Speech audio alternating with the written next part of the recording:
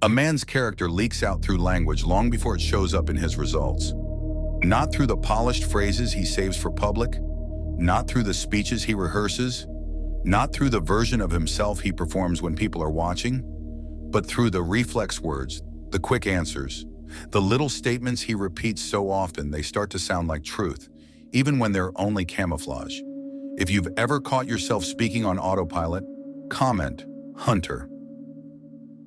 Some men carry themselves like they don't need to explain anything, and you can feel it in how they speak, because their words don't rush to defend. They don't scramble to impress. They don't try to win every room. They don't argue with reality, and they don't bargain with life like life owes them interest on their effort. They don't decorate their position with extra noise. They let their posture do the talking. They can sit inside a misunderstanding without sprinting to correct it, because they understand something most people never learn. Not every perception needs your participation. Other men talk constantly, not because they have clarity, but because they're trying to drown out the silence where self-awareness would live. And if you listen long enough, you start hearing the same few phrases come back again and again, almost like a signature, almost like a confession. They speak as if the world is a courtroom, and they're always on trial, always explaining, always presenting their case. And the tragedy is, they don't realize they're the ones insisting on the trial. The mouth keeps moving because the mind is trying to outrun a truth it doesn't want to sit with. The Stoics didn't treat speech as decoration. They treated it as evidence. They understood that the tongue is not just a tool for communication, it's a pressure valve for the mind. And whatever is inside will eventually come out, because the mind can't hide forever behind manners, and the soul can't keep its posture when it's tired. What you repeatedly say when you're frustrated, rushed, embarrassed, or challenged is who you are in training clothes. That is the real man. If you respect this kind of discipline, hit like. There's a way certain men move through life, quietly without needing to announce what they are, and you recognize them by the restraint in their sentences, by the way they don't waste language on excuses, by the way they don't inflate their importance, by the way they don't turn every discomfort into a complaint that demands witnesses. They can feel pressure and still speak cleanly. They can lose a round and still keep their dignity intact. They don't use words to manage optics. They use words to manage reality. It's not that they are cold, it's that they're governed. They know the difference between emotion and reality, between impulse and decision, between what can be controlled and what can only be endured. And they don't confuse talking about a thing with mastering it. They don't speak to be seen. They speak because something needs to be said. And when nothing needs to be said, they let the silence do its work. That silence is an emptiness. It's containment. It's the mark of a man who doesn't leak.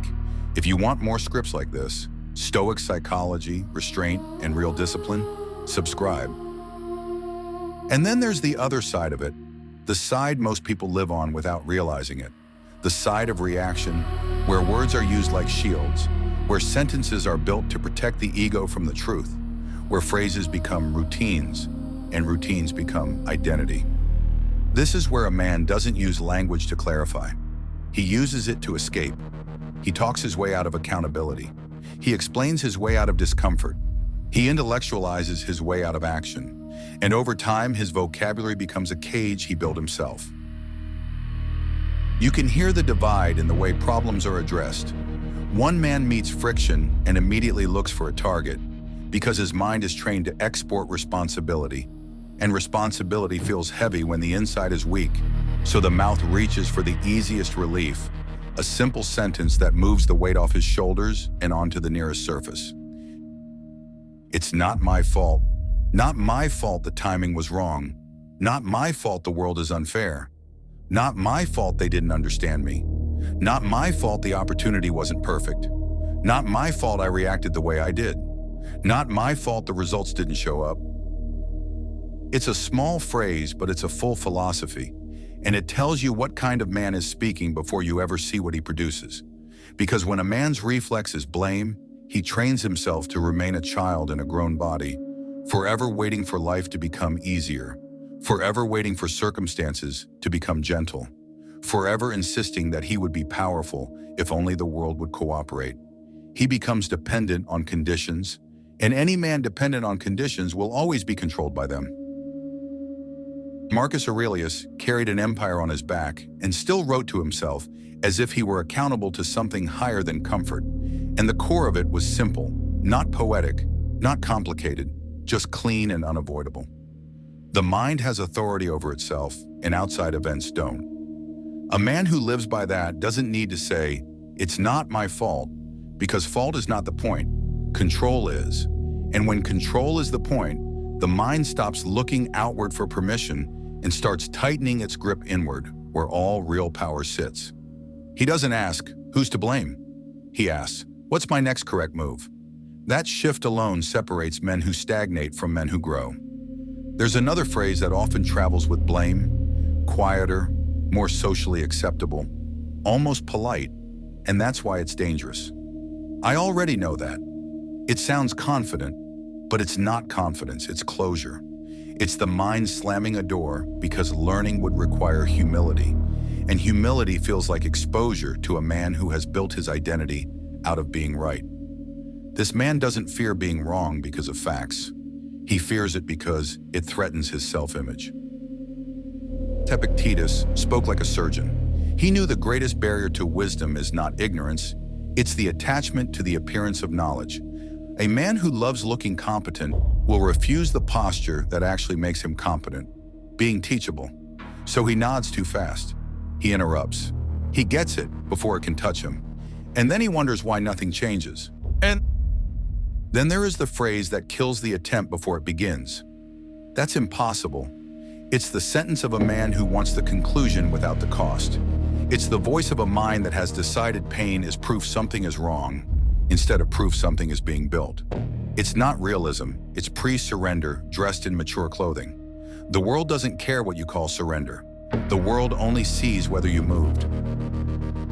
Then comes the one that looks like toughness, but isn't. I don't care. Sometimes it's said with a shrug, sometimes with a laugh, sometimes like indifference is strength.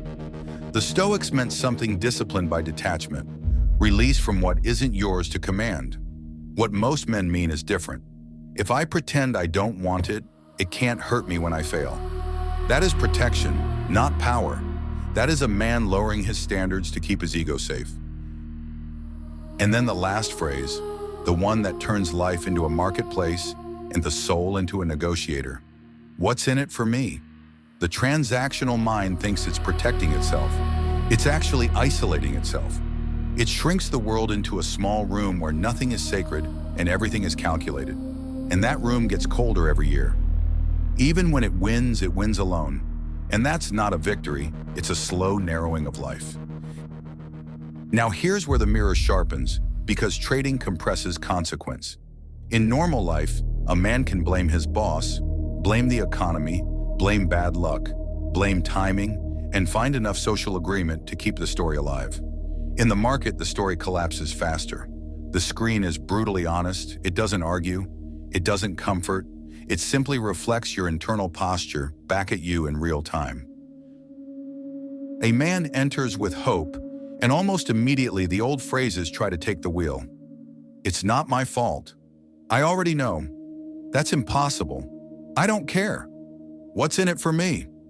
Sometimes there are external factors, yes, and that's exactly why the excuses are seductive. There's always something you can point at. Spread, news, liquidity, slippage, manipulation.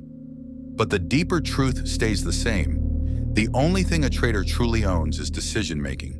And if decision-making isn't owned, nothing is.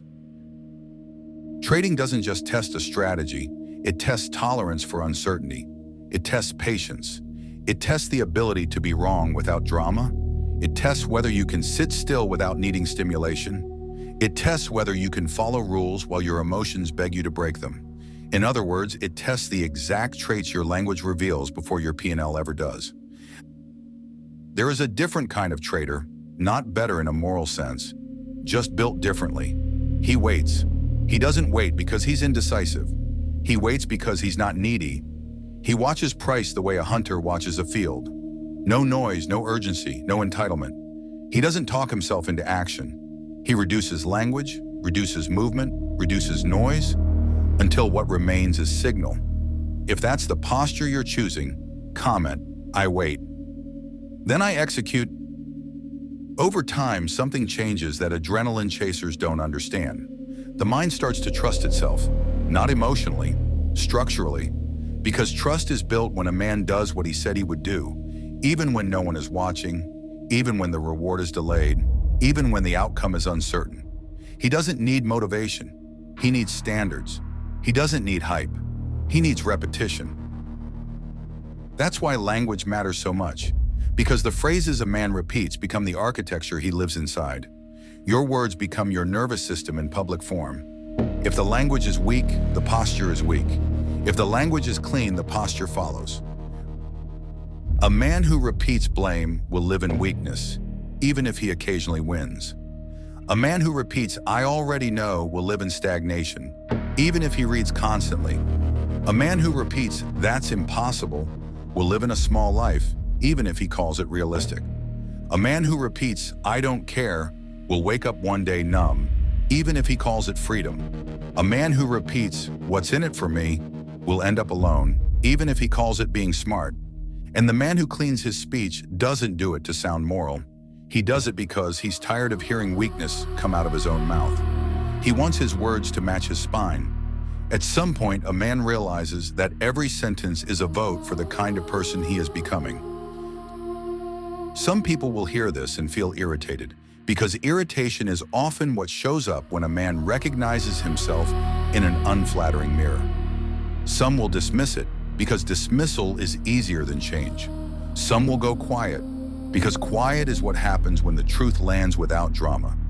And if it resonated, you already know why.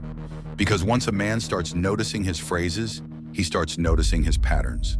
And once he starts noticing his patterns, the old life begins to feel clumsy, like wearing a suit that doesn't fit anymore. Certain paths close quietly behind him, not with fireworks, not with announcements, just with a shift in internal posture. Give this hit like, and subscribe if you want the next one.